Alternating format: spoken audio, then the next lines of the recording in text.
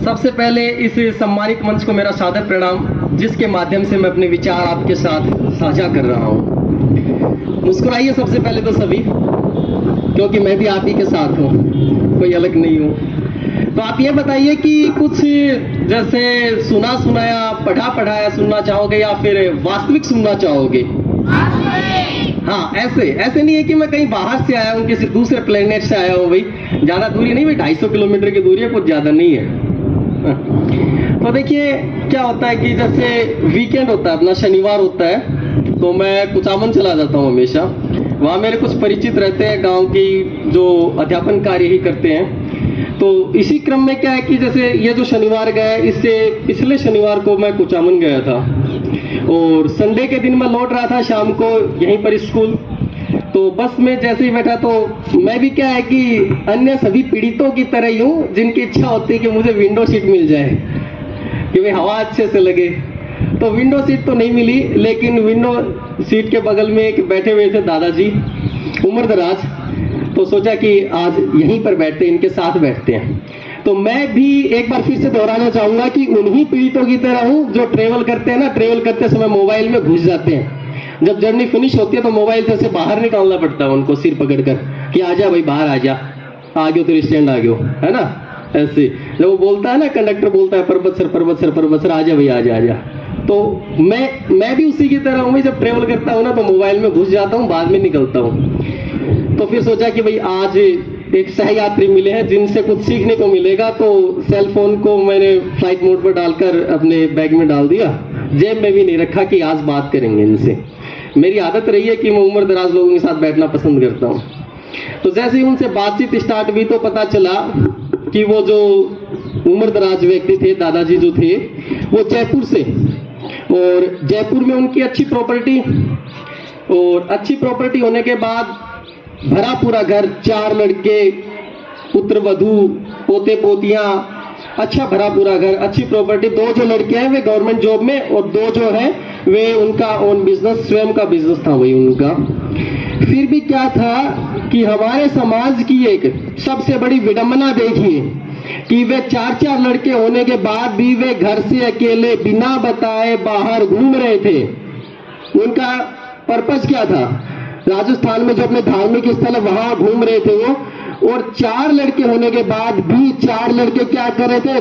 अपने वर्ष में 12 महीने होते हैं, तो 3-3 महीने वे जो कपल थे, माता पिता उन लड़कों के, वे 3-3 महीने सभी के पास में रहते थे।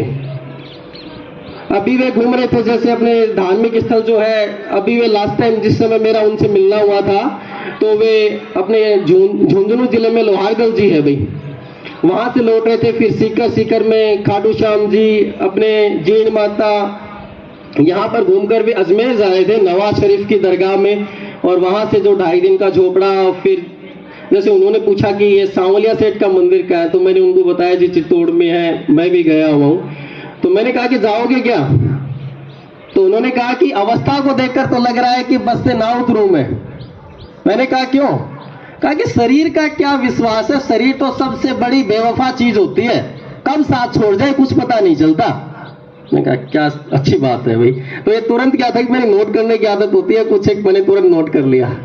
कहा कि शरीर तो सबसे बड़ी बेवफा चीज है, कब साथ छोड़ जाए क्या पता चलता है। फिर मैंने कहा कि और बताइए। तो उन्होंने कहा कि बस से उतरू ना उतरू इसका भी कोई कंफर्म नहीं है, अमर तो ये पृथ्वी है। ये तो और भी अच्छी चीज है भाई, काफी कुछ सीखने को मिला उनसे। लेकिन देखिए मैं यही कहना चाहता हूं कि क्या हम इतने असमर्थ हैं कि अपने माता पिता का ध्यान नहीं रख सकते, उनकी केयर नहीं कर सकते? अभी आप सभी सोच रहे हो कि ना नहीं ऐसा नहीं होता है, हम तो करेंगे।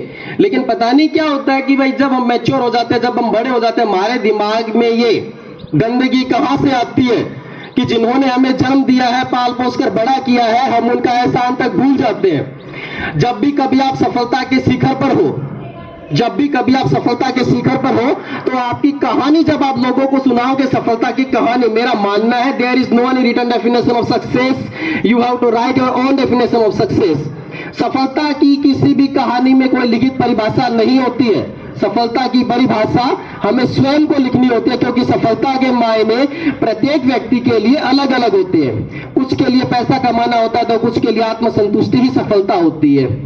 तो देखिए, जब भी कभी आप सफलता के शिखर पर हो तो आपकी कहानी के जो वास्तविक हीरो होते हैं, वास्तविक जो नायक होते हैं, वे आपके पिता होते हैं या आपकी माता होती है। तो कभी भी आप उनकी भूमिका को अपने जीवन में, उनकी भूमिका को मत भूलना। तो मेरा यही आपसे सादर निवेदन है कि हम इन कहानियों को देखकर सीख सकते हैं कि वे जो बुजुर्ग व्यक्ति जो मुझे मिले थे, वे अपने घर से बिना बताए निकले हुए थे। उनके पास कुछ भी नहीं था, केवल 2 जोड़ी कपड़े थे। कहीं पर रात में, जैसे सीकर में उनका नाइट स्टे हुआ था, तो वे बस स्टैंड पर रुके थे, रोडवेज डिपो में। मैंने पूछा, खाना वाना कहाँ खाते हो? कहा लंगर वगैरह में मिल जाता है तो ठीक है, नहीं मिलता है तो चल रहे हैं। वैसे भी ये शरीर कुछ दिन का ही है। उनकी एज लगभग रही होगी 85 अबव, एक अनुमान के अनुसार बता रहा हूँ, 85 to 90 उनकी एज रही थी। काफी कुछ मुझे उस मीटिंग के दौरान उनसे जो मेरी मुलाकात हुई, काफी कुछ सीखने को मिला। सबसे पहले हम सोचते थे कि भाई अमर कोई नहीं है, लेकिन उनसे मिलने के बाद पता चला कि अमर तो ये पृथ्वी है। हम सभी यहाँ से चले जाते हैं, हम सभी यहाँ पर मेहमान हैं जो एक निश्चित भूमिका अदा करने के लिए यहाँ पर आते हैं। तो मैं जैसा अभी आपसे कह रहा था, फिर से अपने शब्दों को दोहराना चाहूंगा कि यही मेरा आपसे सादर निवेदन है कि आप कुछ करो न करो, लेकिन आपके माता पिता के जो सपने पूरे नहीं हो पाए थे, वे आपके माध्यम से उन सपनों को आपके अंदर देख रहे हैं। तो आप कम से कम जीवन में सफल हो ना हो, पैसा कमाओ न कमाओ, कुछ बड़ी बात नहीं है भाई, लेकिन अपने माता पिता का जरूर ध्यान रखना, क्योंकि वही आपके जीवन का आधार है। और इन्हीं शब्दों के साथ मैं अपने इन शब्दों को विराम देना चाहूंगा। धन्यवाद। और फिर से इस सम्मानित मंच को मैं धन्यवाद अदा करना चाहूंगा जिसके माध्यम से मैंने अपने विचार आपके साथ साझा किए हैं। पुनः पुनः धन्यवाद।